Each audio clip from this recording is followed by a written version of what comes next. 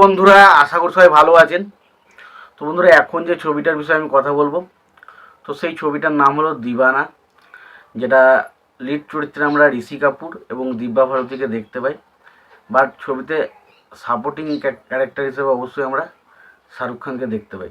এবং এটা শাহরুখ খানের কেরিয়ারের প্রথম ছবি বলা যায়, যেটাতে আমরা একটা সাইড অ্যাক্টর হিসেবে শাহরুখ খানকে পেয়েছিলাম। তবে সত্যি কথা বলতে গেলে আমার যখন থেকে ছবিতে শাহরুখের এন্ট্রি হয় ছবিটা, সেটা আমার কাছে একটা অন্যরকম মাত্রা সৃষ্টি হয়। ছবিটা দেখার একটা উন্মাদনা কিন্তু অন্যরকম থাকে। বাকি ছবিটা যদি বলি এক কথায় ছবিটা কেমন, দেখুন ছবিটা আমার কাছে খুব এক্সট্রা অর্ডিনারি কিছু লাগেনি। ছবির কিছু জিনিস রয়েছে যেগুলো খুবই ভালো, বাট কিছু কিছু জিনিস আমার কাছে কিন্তু একদমই ওয়ার্ক করেনি।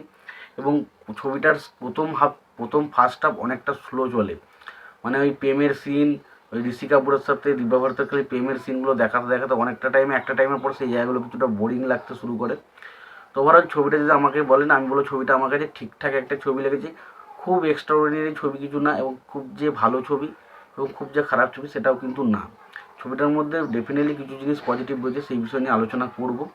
এবং বলে রাখি, এই সিনেমাটার রিভিউ চেয়েছেন আমার একজন সাবস্ক্রাইবার বন্ধু। সে প্রতিদিনই আমাকে অ্যাড করে সিনেমার রিকোয়েস্ট করে থাকেন। আজকে সে রিকোয়েস্ট করেছে দিওয়ানা ছবিটা, এবং তিনি লিখেছিলেন যে এটা শাহরুখের ছবি। আমি বারবার তাকে ওইটা উদ্দেশ্যে এটাই বলতে, এটা কিন্তু শাহরুখের ছবি না, এটা অরিজিনালি নায়ক হচ্ছে ঋষি কাপুর, এবং ছবিটাতে শাহরুখ জাস্ট সাইড অ্যাক্টর হিসেবে ছিলেন। কিন্তু শাহরুখকে একটা অন্য শাহরুখ যে ছবিতে থাকবে, সে 5 মিনিটের সিন হলেও কিন্তু সে তার নিজের দিকে ফোকাসটা কেড়ে নেয়। এখানে কিন্তু ফার্স্ট হাফের পর তিনি বেরোলো, পুরো জায়গাটায় কিন্তু সিনেমাটা যখন আপনি পুরো শেষ করবেন, আপনার কিন্তু শাহরুখের ক্যারেক্টারটা মনে ধরে যাবে। এরকম একটা ক্যারেক্টার কিন্তু সে প্লে করেছিল। তো সেই বিষয়টা নিয়ে আগে কথা বলবো। তো তার আগে প্রত্যেকটা বন্ধুকে অনুরোধ করে রাখবো, চ্যানেলটায় নতুন হয়ে থাকলে অবশ্যই আপনারা চ্যানেলটা সাবস্ক্রাইব করে নেবেন, আর যদি ভিডিওটি ভালো লেগে থাকে লাইক কমেন্ট শেয়ার করবেন। দেখুন, এই ছবির পজিটিভ বলতে গেলে প্রথমত আমার যেটা সবচেয়ে পজিটিভ, যে ছবির গান। এই ছবিতে প্রায় 7টা থেকে 8টা মতো গান রয়েছে, এবং প্রত্যেকটা গান খুব ভালো। প্রত্যেকটা গান খুব ভালো। তার মধ্যে কয়েকটা গান আছে যেগুলো খুবই মানে মনে রেখে দেওয়ার মতো, যেমন হচ্ছে পায়েলিয়া হো হো হো হো, তেরি পায়েলিয়া হো হো হো হো। ওই যে গানটা কুমার শানু এবং আলকা ইয়াগনিকের গলায়, ব্যাপক লাগে ওই গানটা শুনতে। ওই গানটা আমার কাছে দারুণ লেগেছিলো।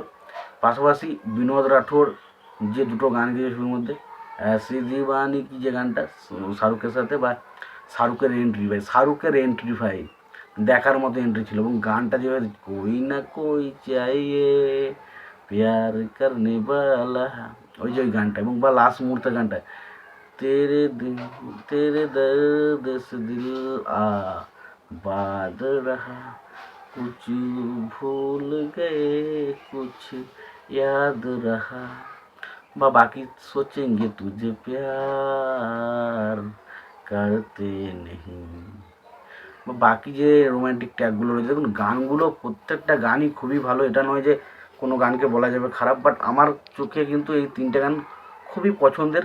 তার মধ্যে বললাম যে 3টে গান, ওই যে কই না কই চাইয়ে, বা এই স্যাড সংটা বলি, বা ऐसे दीवानी কি বলি, বা পায়েলিয়া হই, 4টে গান আমার কাছে খুব পছন্দের। বাকি যে 3-4টে গান রয়েছে সেগুলো মোটামুটি আমার কাছে ঠিকঠাক লাগে, গানগুলো শুনতে ভালো লাগে, বাট আমার কাছে এক্সট্রাঅর্ডিনারি কিছু মনে হয় না। অনেকের হয়তো এই গানগুলো ভালো লাগতে পারে, বাট আমার কাছে ঠিকঠাক গান বলে মনে হয়। এবার দেখুন, প্রথমত হচ্ছে এই গান হচ্ছে ছবির সবথেকে প্রথম পজিটিভ দিক।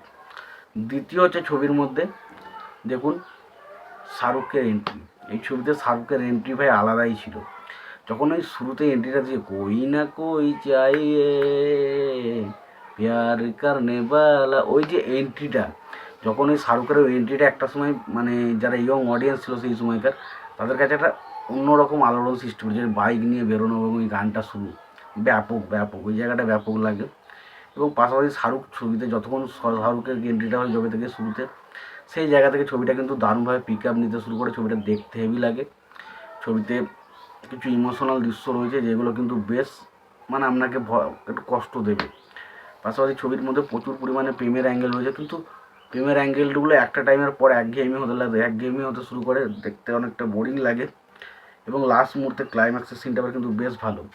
ছবিতে অমরেশ পুরী রয়েছে, যে মেন অ্যান্টাগনিস্টের ক্যারেক্টার প্লে করেছে, বাট তার ক্যারেক্টারটা খুব একটা গুরুত্বপূর্ণ নয়। যেমন একটা হিরো একটা সম্পত্তি হাতিয়ে নেওয়ার জন্য যেরকম একটা ক্যারেক্টার থাকে, সেরকম কিন্তু এই ছবিতে সে অমরেশ পুরী ক্যারেক্টারটা করেছে। বাকি যে কিছু কিছু ছবি যেমন আমরা কয়লা বলি, বা বিভিন্ন রকমের যে ছবি বলি অমরেশ পুরী, কারণ অর্জুন, তো সেই সমস্ত ছবিগুলোতে মানে অমরেশ পুরীকে যতটা ভয়াবহ দেখানো হয়েছে, এই ছবির মধ্যে শুধুমাত্র অমরেশ পুরী একটা অ্যাজ এ মেন অ্যান্টাগনিস্ট সিরামিক হিসাবে কিন্তু একটা তোর ক্যারেক্টারটা থেকে যায়, বাট সেইভাবে কিন্তু তার প্রভাব কিন্তু ছবির মধ্যে আমরা খুব একটা দেখতে পাই না, এবং লাস্ট মুহূর্তে ওই অ্যাকশন সিনটা বাদ দিলে।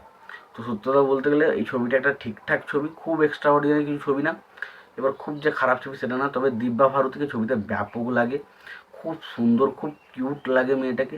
সত্যি বলতে এত সুন্দর, মানে শুধু এই নায়িকাটা মারা গেছে এটা শুনলেই অবাক লাগে, ব্যাপক লাগে দেখতে, ব্যাপক ঘ্যামা দেখতে লাগে। তো আমার কাছে এই ছবিটা বেশ ইন্টারেস্টিং লাগে, তবে ছবির মধ্যে কিছু প্লট বা কিছু খারাপ দিক তো অবশ্যই রয়েছে। তো তোমাদের এই বিষয়টা নিয়ে কি মতামত তোমরা জানিও। তোমাদের যদি ভিডিওটি ভালো লেগে থাকে লাইক কমেন্ট শেয়ার করে দিও। চ্যানেলটা নতুন হয়ে থাকলে অবশ্যই তোমরা চ্যানেলটা সাবস্ক্রাইব করে নিয়ে পাশে বেল আইকনটা অবশ্যই প্রেস করে দিও। ভালো থেকো, সুস্থ থেকো, দেখা হচ্ছে পরবর্তীতে।